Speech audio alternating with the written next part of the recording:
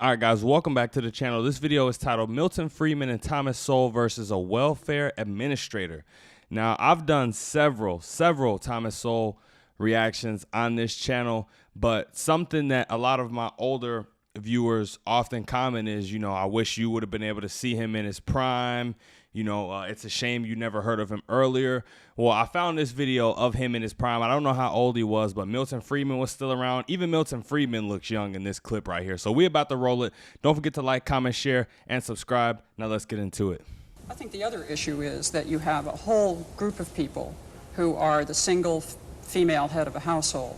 And yes, cut off welfare tomorrow. What will they do? What will be their immediate response?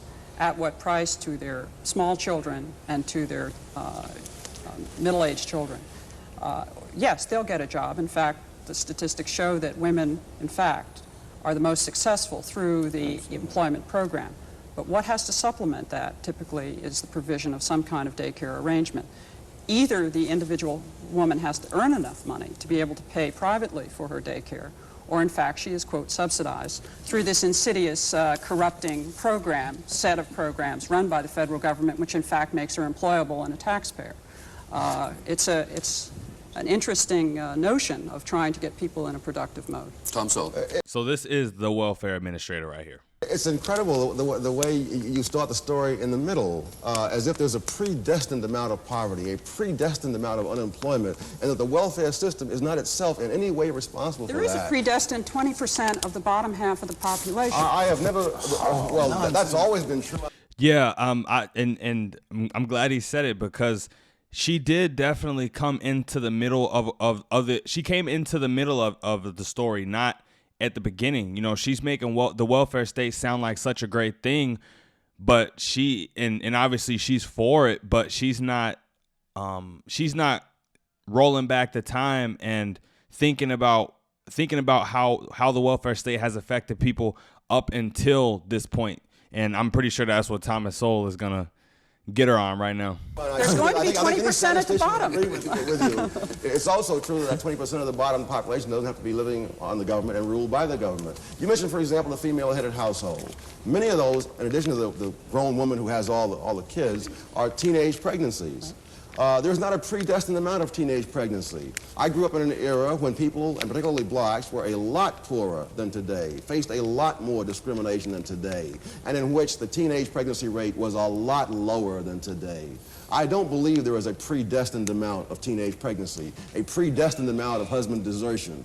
Gutman has done a study of the black family showing that this whole notion that the black family has always been disintegrating, that is nonsense, that his studies go up to 1925, the great bulk of black families were intact, two-parent families up through 1925, and going all the way back through the era of slavery. So it is now only within our own time that we suddenly see this inevitable tragedy which the welfare system says it's going to rush in to solve, but which it is itself a part. We're talking about a very small group. We're talking about 12% of the families are not intact, are not two-parent families at any one period of time. I mean among welfare recipients? No, among the public at large. We're talking about 12% of the families. 12%. That's right. That's a small number. I wonder what she got to say about that number now.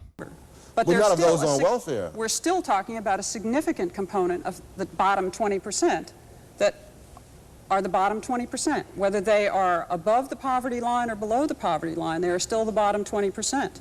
And the issue is, what is the responsibility of the other 80%, if any, toward those individuals? Does your program plan to eliminate there being a bottom 20%? No, but it intends to raise the bottom 20%. So you're raising them by having more illegitimacy, more unemployment. That's I'm not making them have illegitimate children. I hope that's clear. Oh, I think, you don't have to do that. You simply subsidize it. We as human beings don't have a responsibility, but I hope we have a compassion and an interest in the bottom 20%. And I only want to say to you that the capitalist system, the private enterprise system in the 19th century did a far better job Get her, Milton. of expressing that sense of compassion than the governmental welfare programs are today. The 19th century, the period which people denigrate as a high tide of capitalism, was a period of the greatest outpouring of eleemosynary and charitable activity that the world has ever known. And one of the things I hold against the welfare system most seriously is that it has destroyed private charitable arrangements which are far more effective, far more compassionate, far more person-to-person in helping people who are really, for no fault of their own, in disadvantaged situations. I have to disagree. Wow. I mean, well, let me just talk about the charity thing real quick. I mean, it sounds like people were more charitable then. He's not only was he alive in a time way before me, but he's also more well read, more well studied than I am. I don't want to say that we don't see charity today, but I mean the way most people treat the homeless, like they're not even humans. But at the same time, I don't blame people for not wanting to give money to homeless people, because a lot of homeless people do drugs. I could go on about that.